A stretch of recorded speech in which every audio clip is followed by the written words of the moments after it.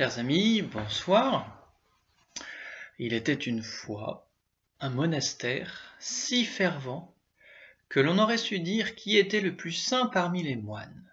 Le père abbé surtout avait une confiance en Dieu et une foi à faire marcher les montagnes comme aurait dit Jésus dans l'Évangile. Le père infirmier était compatissant et habile à guérir comme saint Luc, saint Côme et saint Damien réunis.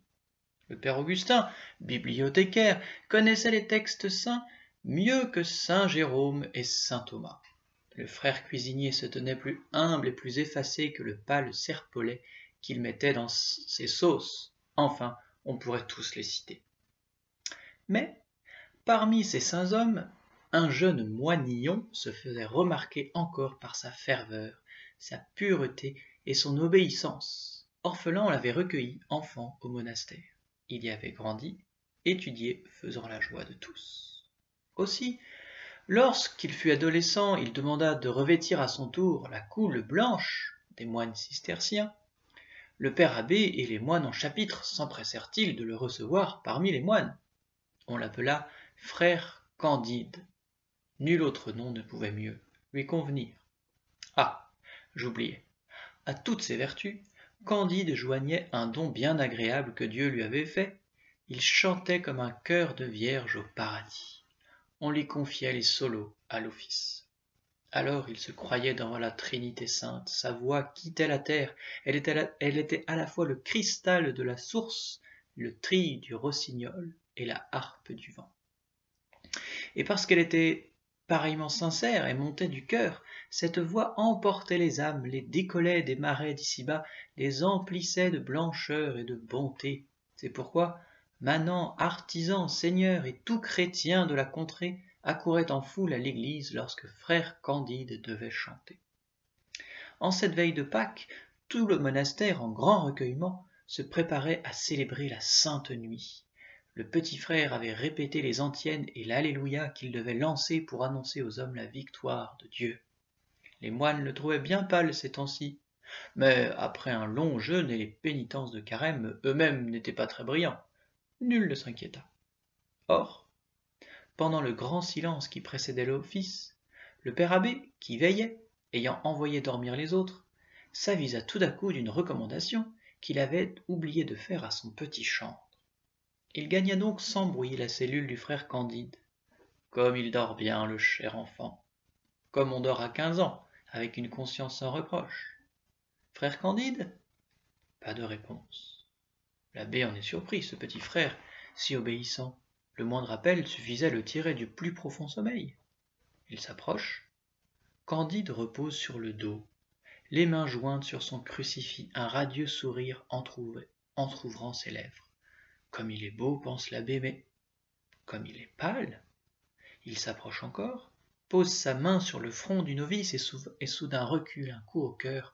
Frère Candide est froid, frère Candide est mort. Le moine tombe à genoux, son chagrin le terrasse, mais il pense bientôt au bonheur de ce petit frère qui va chanter l'Alléluia au ciel, et son chagrin se tait. L'Alléluia ? Mais tout à l'heure à l'office.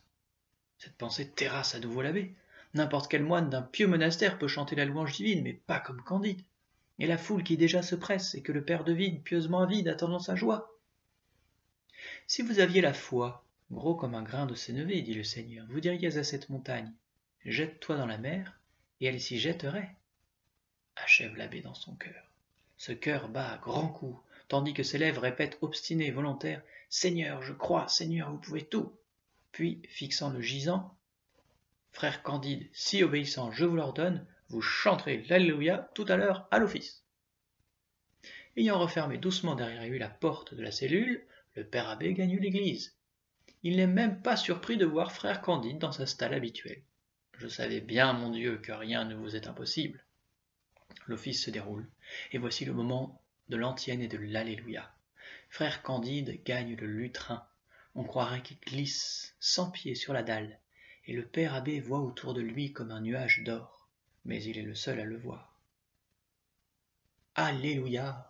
Les notes montent jusqu'à la voûte d'école de la terre. D'ailleurs, la louange divine est-elle de la terre? Chaude comme l'encens, Légères comme vol d'ange et si pures, elles annoncent la gloire du Sauveur victorieux du mal et de la mort, notre gloire future aussi, puisque nous serons avec lui. Les fidèles en pleurent d'émotion. Jamais encore le petit frère n'a chanté, n'a prié plutôt, comme cette nuit-là.